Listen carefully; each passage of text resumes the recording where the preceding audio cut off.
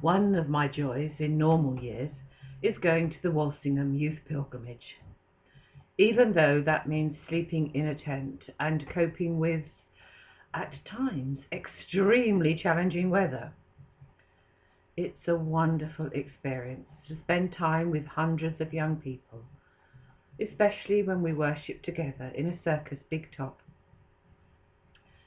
Mary, the mother of Jesus, Our Lady of Walsingham, is part of each service. Her statue is brought into the tent in procession and placed near to the altar so she's visible to everyone. This representation of Mary, adorned with a crown and resplendent in fine robes, is a long way from the Mary we've just met at the foot of the cross as she watches her beloved son die. This great difference is reflected in the way motherhood too is often given a very specific crown and fine robes each Mothering Sunday.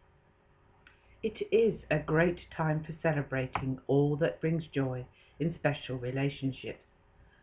As a mum and a granny, I like that we are encouraged to set aside time to remember those who mean such a lot to us.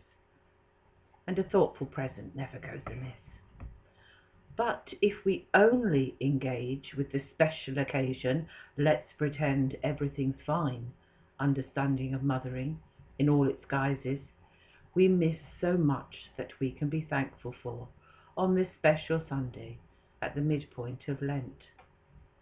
It isn't that pretty cards, beautiful flowers and yummy chocolates are not welcome expressions of love, but if that is all we can bear to look at in our relationships, we are in danger of hurting ourselves and one another. We always come together in church with the burdens of our lives as well as the joys and hopes.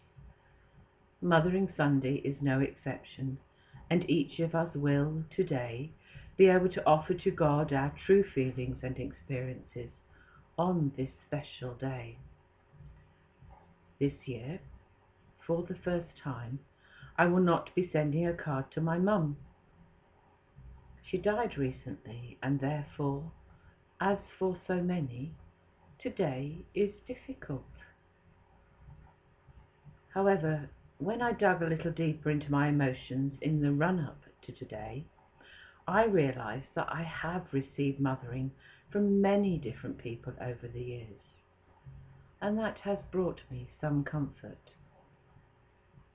The Mary we meet at the foot of the cross is a symbol for all the kinds of mothering we have each received.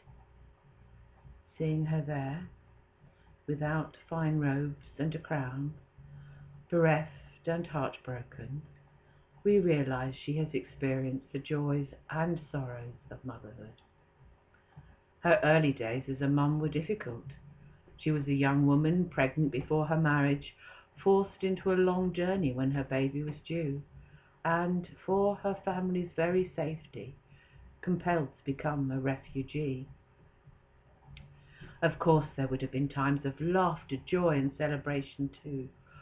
Oh, the relief and joy when she found her son sitting in the temple after the anguish of thinking he was missing, indeed lost. The festivals and celebrations of a Jewish family over the years would have brought great happiness. I like to think of the wedding in Cana. Mary leaves Jesus with the tricky problem of ensuring guests are cared for when the wine has run out. How lovely that she knew she could trust him. I'm sure she often thought of the good times.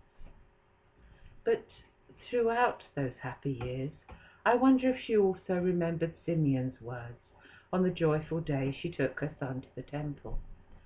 Simeon told Mary that a sword would come to pierce her heart. The prophecy we see played out now. Mary, as a symbol of the joy and sorrow of mothering, teaches us that love is vulnerable, that it suffers, that it takes risks. If we didn't love, if we couldn't love, then those painful realities that upset our lives, rouse, sickness, death, loss, broken relationships, all these would matter far less to us. For any relationship without pain is likely to be a relationship without love. In fact, if we love, then we do put ourselves at risk, and our hearts will ache and sometimes break. Oh, but those hearts too can sing with joy and thankfulness for all the expressions of love we remember today. Happy memories of both mothering and being mothered. Love is oh so beautiful, as well as painful. In today's very brief gospel, we witness an intensely beautiful moment.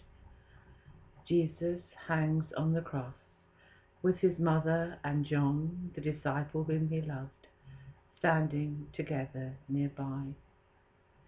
And John is the only man mentioned. All the rest are women. The men, supposed by most cultures to be the strong ones, have deserted him. But the grieving women, who, despite the awfulness of what they are witnessing, remain steadfast and faithful to the end. Jesus loves his mother and shows his care and concern as he thinks of her future and says, "Woman, here is your son." Then he says to the disciple, "Here is your mother." And from that hour the disciple took her into his own home. Not only is Jesus showing a son's love, he has a message of love for us too. His example encourages us to nurture and care for one another. He knows that love and family are not defined only by blood ties. What binds us together is the recognition of one another's humanity and the need to both give and receive love. In response to God's love for us, we become the family of God, defined too by our love for him and one another. As part of God's wide, wide family, we choose to come here, both physically and virtually, to worship and serve him. We are the church family in this place. Like oh so many families, we have been through tough times lately. We were separated for a long while, and the way to being truly together is still not fully clear. That matters hugely. Well, yes, but also perhaps not so much. We are the church family, and we have a future together, and we can look to that future now. As we move through the second half of Lent, our anticipation of the great joy and celebration of Easter can feed into prayers and thoughts about the positive way forward. What future does God see for us as individuals and as part of the church family here at St Mary and St Nicolas? On this Mothering Sunday, let's continue to care for each other and see what we can each do to strengthen and enlarge this church family. We choose to come together here. Let's show others why.